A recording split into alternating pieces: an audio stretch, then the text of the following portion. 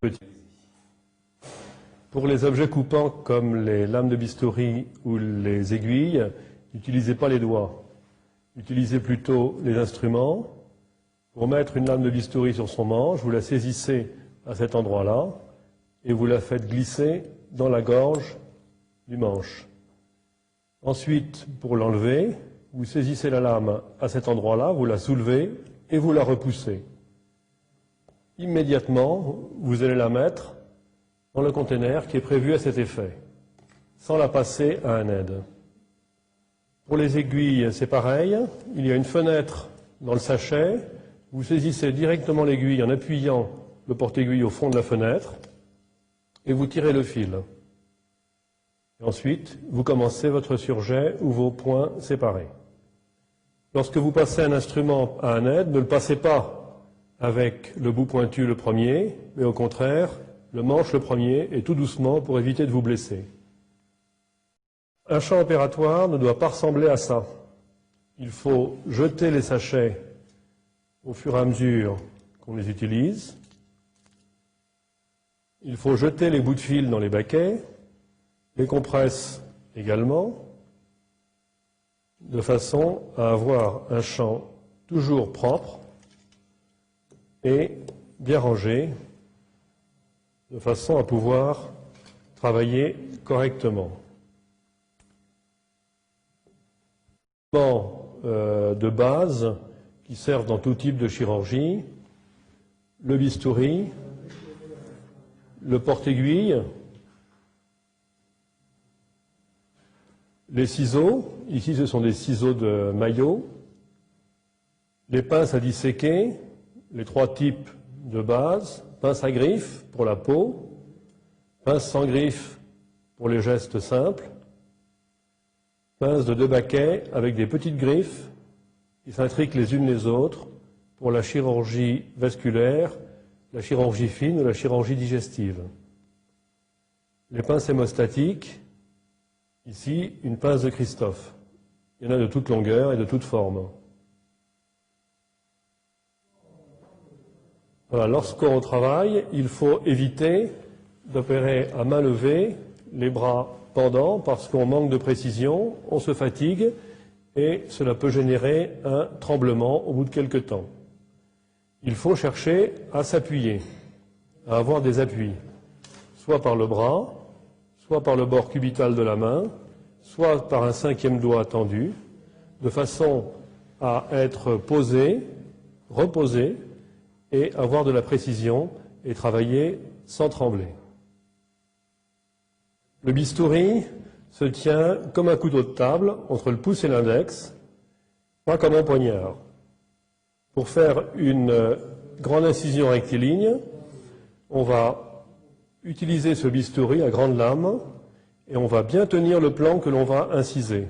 L'aide va nous aider pour cette tension et on va l'appliquer à plat et on va tirer le bistouri pour faire une incision bien rectiligne. En fin d'incision, on va redresser la lame du bistouri et travailler avec la pointe pour que l'extrémité de l'incision ait un bord bien net.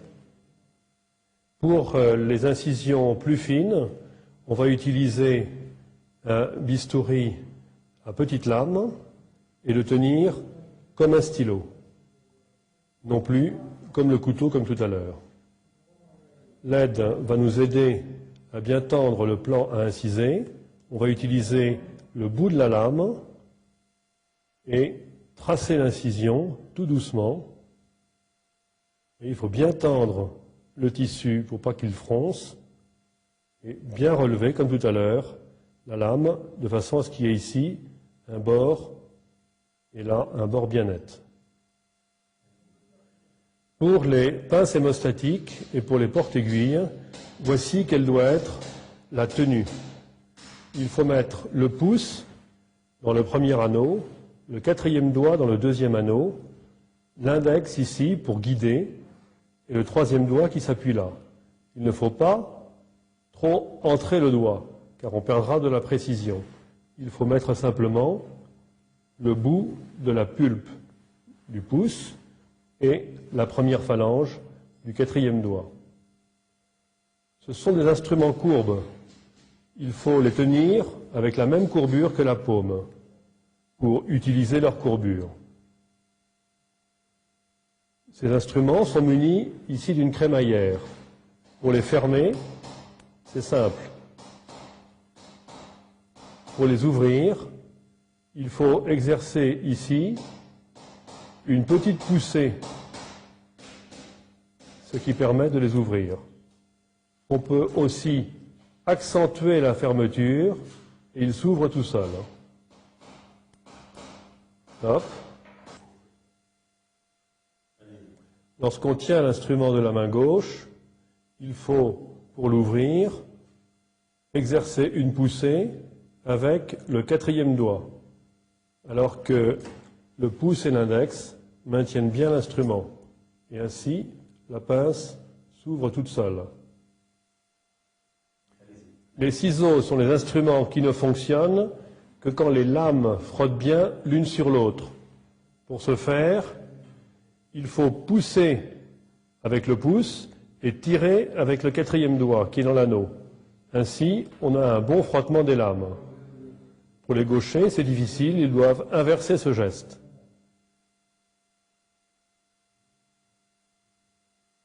Pour couper les fils, il faut utiliser les ciseaux, mais pas à main levée. Il faut poser les ciseaux sur l'index de la main gauche. Les ciseaux sont tenus comme la pince tout à l'heure, la pulpe du pouce dans un anneau, le 4e doigt dans l'autre anneau, et l'index qui vient guider l'instrument. L'aide doit bien orienter le fil, de façon à ce que l'on puisse venir ici, couper de façon précise avec la pointe des ciseaux, en mesurant bien la distance entre l'extrémité du nœud et l'endroit où on va couper, quelques millimètres plus haut. Les pinces à disséquer se tiennent entre le pouce et l'index, avec l'appui du 3e doigt, un peu comme des baguettes dans les restaurants chinois. Il faut éviter de les tenir comme ceci. On doit utiliser l'extrémité de la pince pour prendre un objet, car c'est l'extrémité de la pince qui va se fermer, et non pas la partie qui est située plus haut.